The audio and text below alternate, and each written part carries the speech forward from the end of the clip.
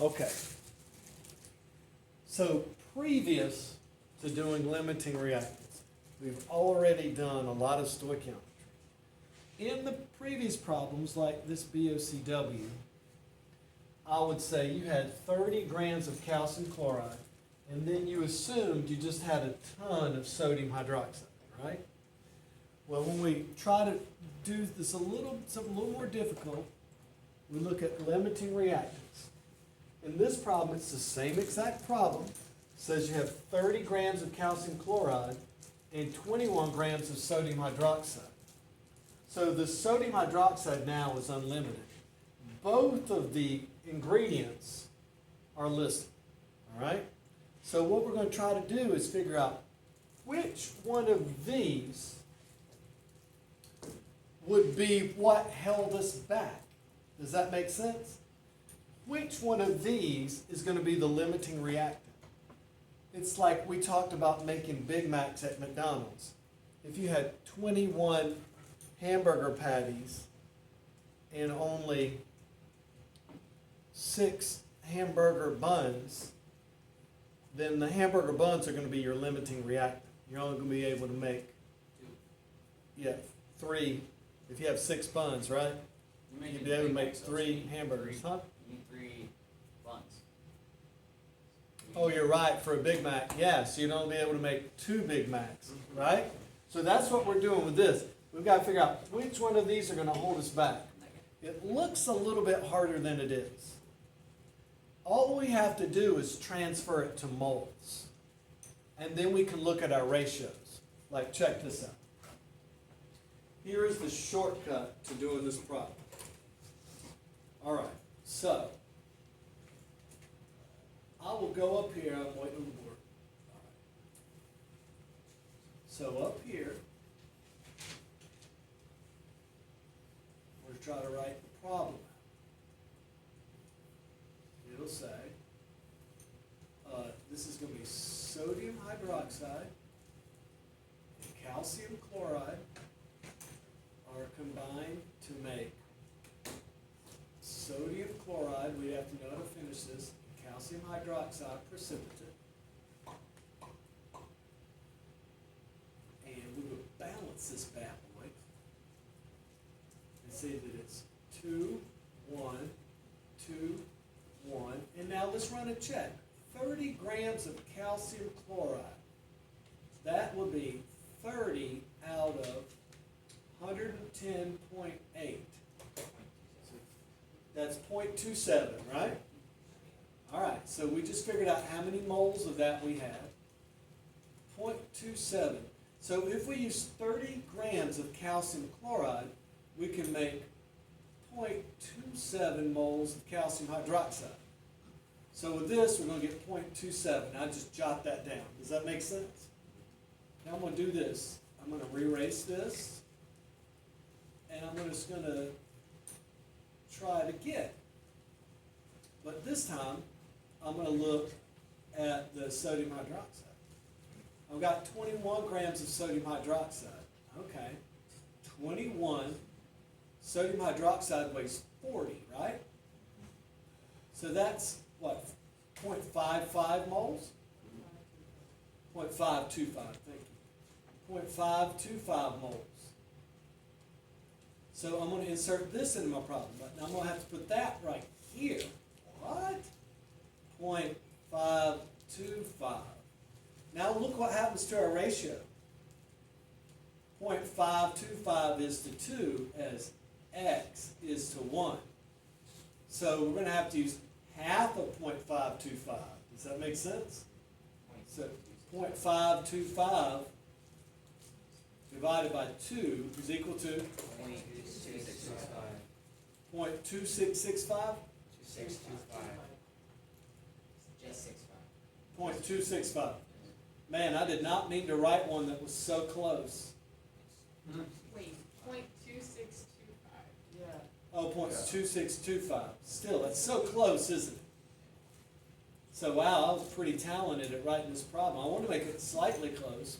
I didn't want it to be obvious, but, all right. So if you use 21 grams of sodium hydroxide, you end up only making 0.2625 moles. If you use 30 grams of calcium chloride, you end up making 0.27 moles. Which one of these held us back? Yeah, the sodium hydroxide is the limiting reactant. So now, if we assume 100% yield, how many grams could be produced? All right, 0.2625 times 74.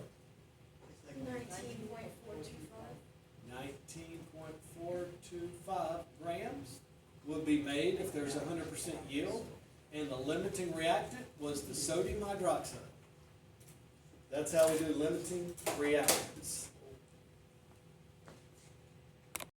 All right, in this next problem, 13 grams of magnesium are dropped into a solution containing 40 grams of copper 2 chloride. Which of the reactants is the limiting reactant? And if we assume 100% yield, what mass of copper would be precipitated out of the solution? All right, the first thing we need to do here is write this out. So magnesium is dropped into, I'm going to make this a little bit, sorry, so we'll have room to do some math. Magnesium solid is dropped into a solution of copper chloride, copper 2 chloride. So this is aqueous. And that's going to make magnesium chloride, which will be aqueous. And then it's going to kick out the copper as a solid precipitate. Everybody agree with that? We know that from looking at page 7. And we see that magnesium is more reactive, therefore it would kick it out of solution. If we balance this, that means this one's easy, isn't it? 1, 1, 1, 1, correct? All right. 13 grams of magnesium. Let's figure out how many moles that is. 13 divided by 24. Take my calculator, and I'll say 13 divided by 24. I get 54%. So that's 0.54 moles. So if we put 0.54 moles of magnesium in there, we'll make 0.54 moles of copper. So that's what we would make with the magnesium. All right? Well, let's try it again here. Let's look at it separately. Let's look at the 40 grams of copper 2 chloride. Let's figure out how many moles that would be. 40 grams of copper 2 chloride. All right?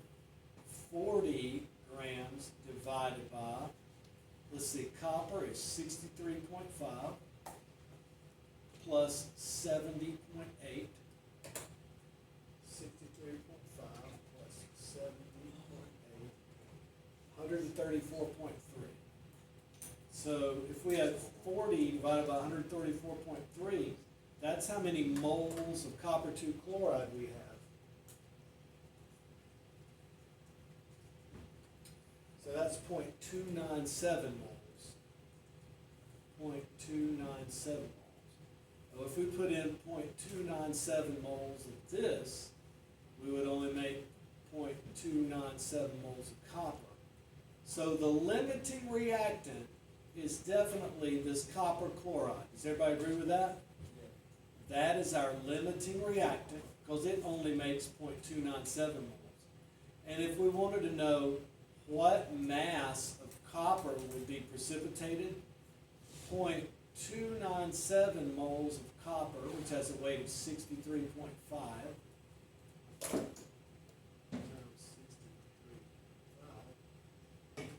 We would make 18.9 grams of copper would be precipitated. 18.9 grams. So that is how limiting reactants work. And the only way I could make this problem like harder would be to say you get this and this and this and this, and then if there's 90% yield, and then you could just, you'd have to multiply that times 0.9. Does that make sense to everyone? That's it. There's no more to it than that.